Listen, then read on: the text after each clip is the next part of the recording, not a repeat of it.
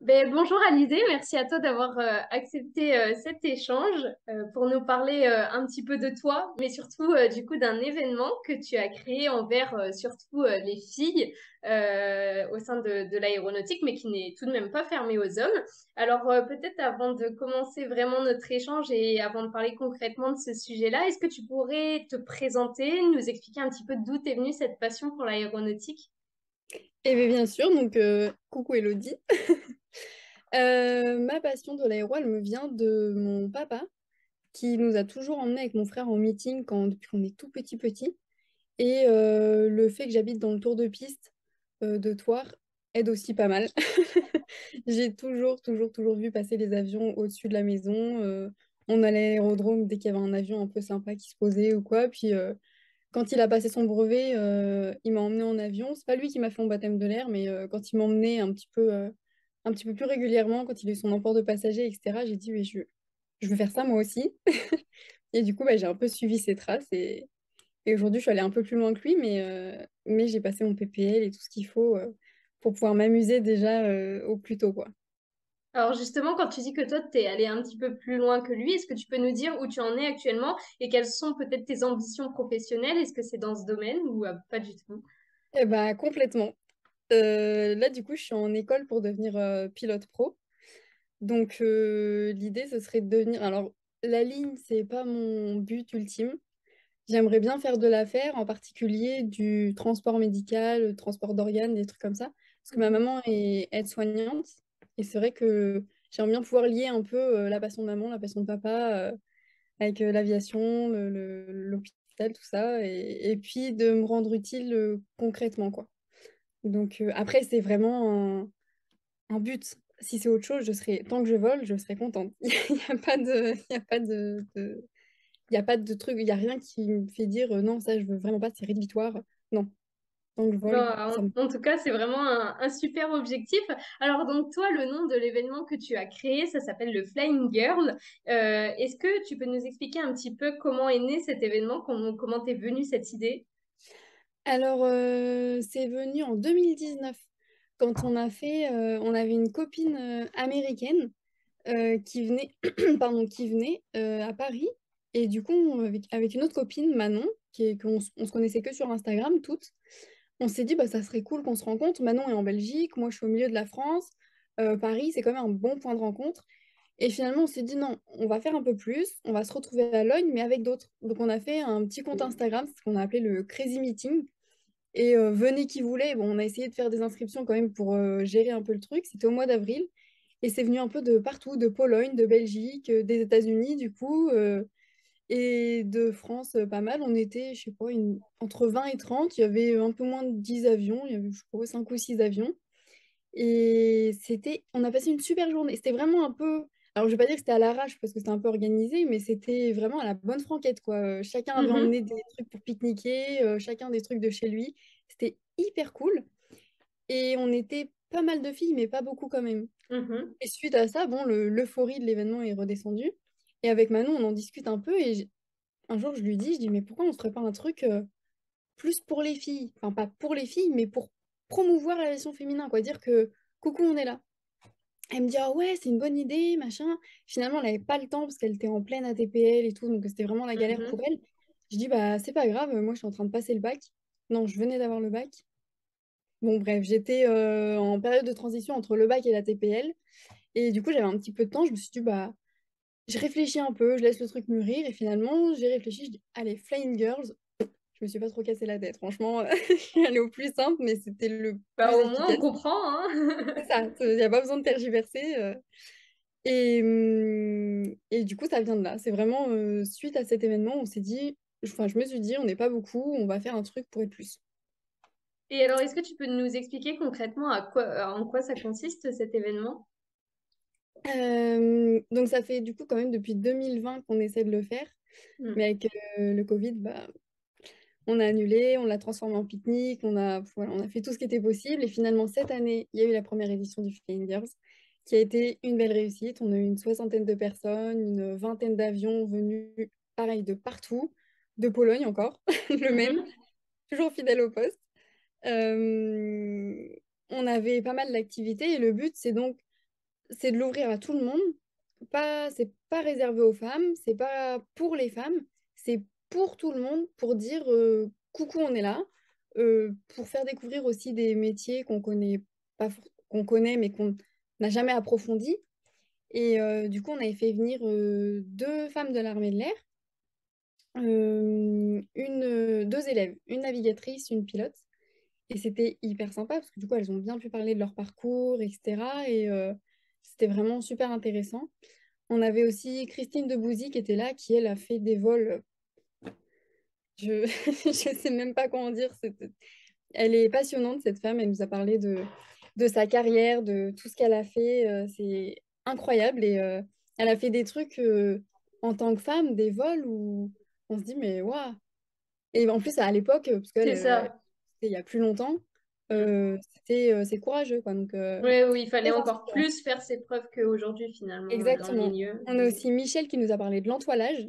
Et ça, pour le coup, c'était vraiment presque inconnu pour tout le monde.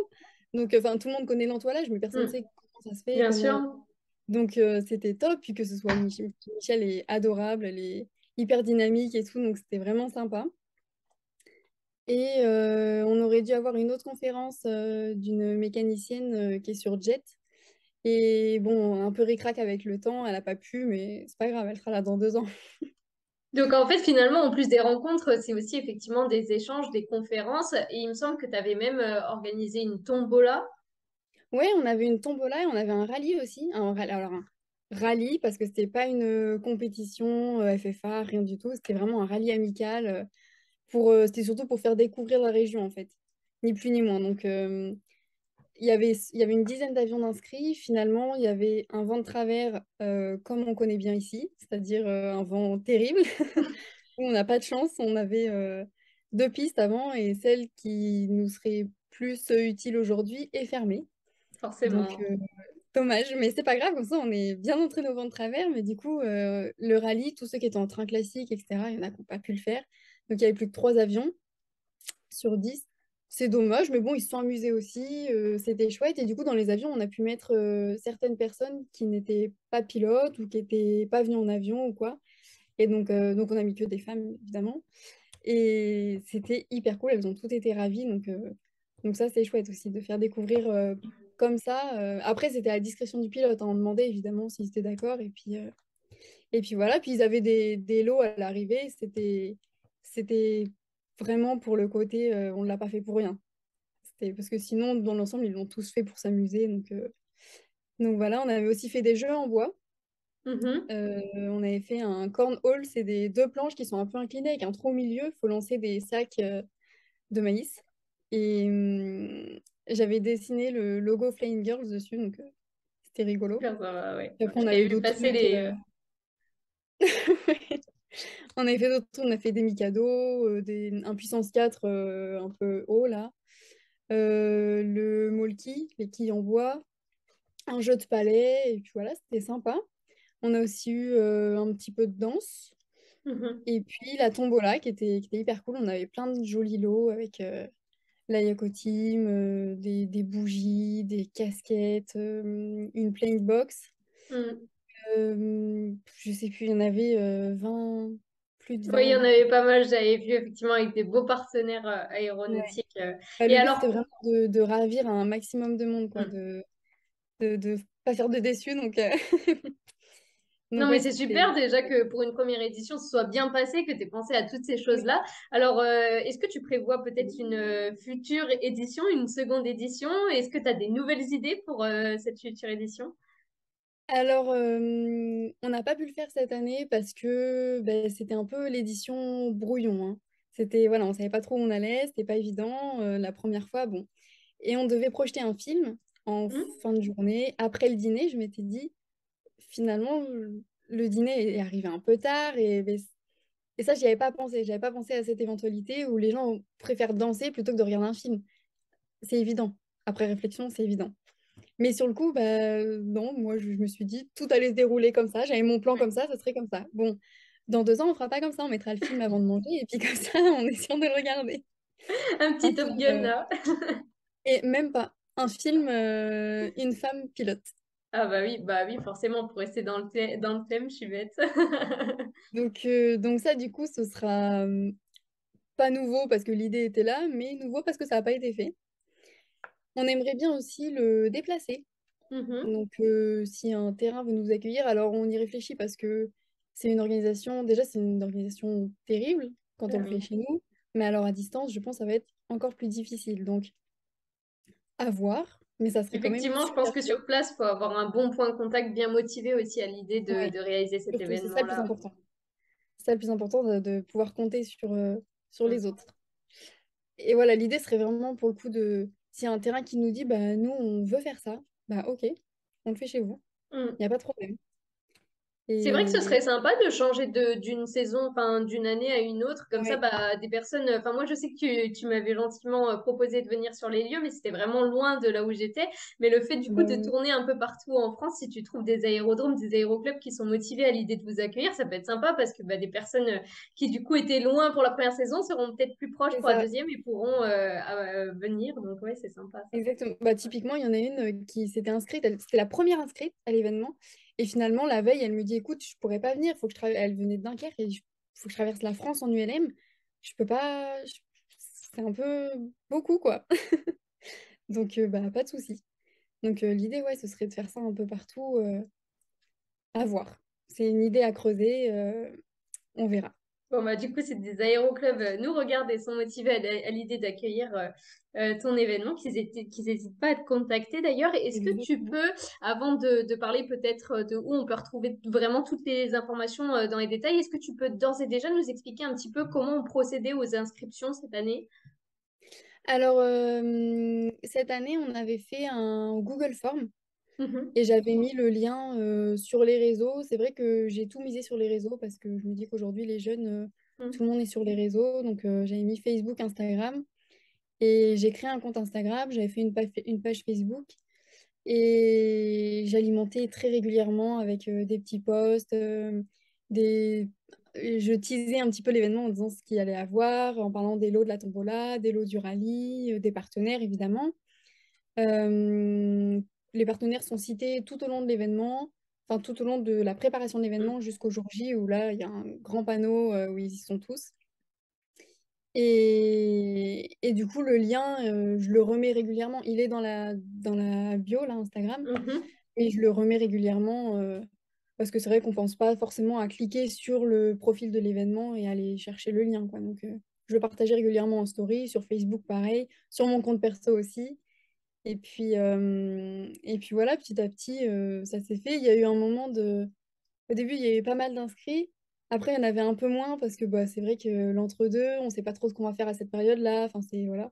Et finalement, je sais plus, un mois et demi avant, on était complet. Ah Donc, ouais, c'est plutôt chouette. c'était C'est cool. parfait. Et alors peut-être pour finir cet échange, est-ce que toi tu peux nous dire justement comment tu te sens? Alors j'aime pas trop dire ça, mais en tant que femme dans un milieu plutôt masculin. J'ai pas particulièrement de problème parce que j'ai la chance d'avoir toujours évolué... Enfin, la chance. Moi, j'ai la chance d'avoir toujours évolué avec des hommes Mm. dans ce milieu-là. C'est vrai que j'avais pas du tout de modèle féminin, rien, et ils ont toujours été très bienveillants, très accueillants, très protecteurs. Voilà, j'ai l'impression d'avoir une quantité de papa, c'est c'est terrible. Mais non, après, c'est surtout sur les réseaux où il y a eu une période où j'étais pas mal, je sais pas, j'ai eu un amalgame de haine d'un coup. Il y en a, c'est parce que j'étais une femme, il y en a, c'est parce que j'étais super copine avec la Yacotim, du coup j'étais pas mal avec eux, puis je vivais à Tours, donc forcément c'est à côté de chez eux. Donc voilà, il y a eu cette période-là. C'est bête à dire, mais depuis que enfin que je mets des photos avec mon copain sur Instagram, Mm. j'ai plus tout ça. Je suis Mm. plus embêtée Mm. par tous les garçons. C'est dommage, mais tant pis, ça fait du tri. Mm. Et puis sinon, non, c'est vrai que j'ai pas trop à me plaindre. Même dans la vie de tous les jours, j'irai à l'aéroclub, il y a personne qui m'a jamais rejeté. Il y a aucun homme m'a fait de remarques un peu macho ou quoi. J'ai pas de. Parfois, il y a des pics, mais c'est pour plaisanter. Oui. Moi, je l'ai fait aussi. C'est vraiment en tant que pilote, pas en tant que femme. Donc, Effectivement, on sait que de toute manière, des fois, il y en a un petit peu, mais si au moins, effectivement, on peut peut-être rassurer des filles, des jeunes filles qui osent pas se lancer justement par ces idées reçues, bah, c'est une bonne chose. Je pense qu'il n'y a rien de mieux que de parler de son expérience et son ressenti tout à fait. pour donner envie. Bah, écoute, vraiment un grand merci à toi, Alizé, d'avoir accepté de nous parler de ton événement à l'occasion de la fête de l'aviation. Et pour les personnes qui veulent plus d'infos sur ton événement, ils peuvent te retrouver sur les réseaux sociaux, notamment Instagram et il me semble Facebook, sous le nom de Flying Girls. C'est ça? Ouais, alors sur Instagram, c'est flying.girls et sur Facebook, c'est flying girls. Parfait. Bah, merci pour les précisions. Et en ce qui concerne les personnes qui souhaitent avoir plus de retours d'expérience ou en savoir plus sur certains métiers, je vous invite à me suivre sur ma page Instagram Passion et Héros. Tout à fait. Merci beaucoup, Passionnant. Alizé. Merci à toi. À bientôt.